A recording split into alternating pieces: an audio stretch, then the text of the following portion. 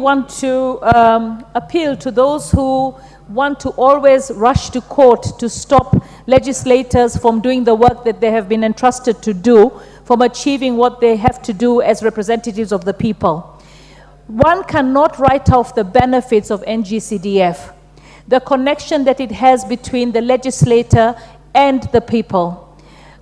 If we didn't have NGCDF, most of our students would still be studying under the trees or on mabati sheds.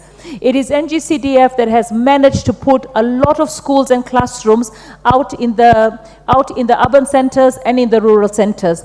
NGCDF has also managed to give the police places where they can be able to actually serve the people, because they also have the task of police stations. NGCDF has also built dormitories for our schools. And for me, they've also had other tasks and duties, like for the environment.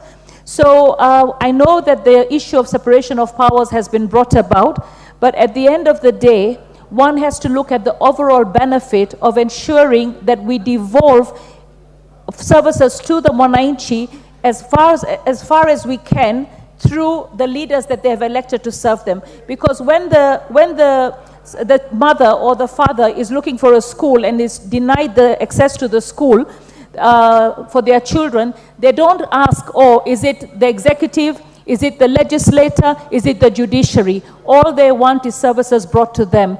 And this bill will ensure that we have the separation of powers, but at the same time, we do not kill something that has been so beneficiary to the people of Kenya.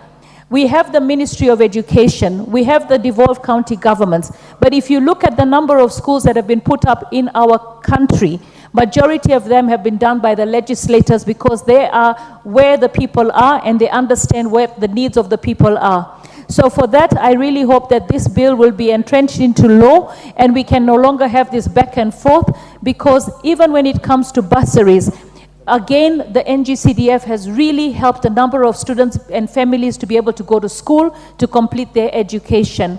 Now, the only area that I felt that we needed to look into is we focus so much on public schools. And yet we know the majority of schools that we have are community-based schools. Some of the community-based schools are really deplorable. If there was a way that we could also look at the community-based schools that are run on people's private land and make PPPs with these community-based schools, so that we could also ensure that they get upgraded. Because, you know, a child is a child, and the Constitution of Kenya says we should not discriminate. It is really appalling to see some of the schools that our children go to. And the people who run these schools, and the reason why these schools are filled up is because there is a failure for us to provide the number of schools. So while government is improving the public schools and they've run out of land, and there are community schools that are really excelling, I feel that the NGCDF should be in a position to allow some of the funding to actually go and build in partnership the community-based schools, and then Teacher Service Commission to also provide education. Because a child that is born in this country does not understand why, if I cannot be accommodated in a public school, the community school that I'm going to is not having the same services as the one that is public. So I think there should be a way for us to use the public partnership laws and ensure that we also cater for the public schools. We also have a problem with the community schools. We also have a problem with providing sanitary towels to our children in the community schools and the mission schools. So I think all around, whatever laws we do,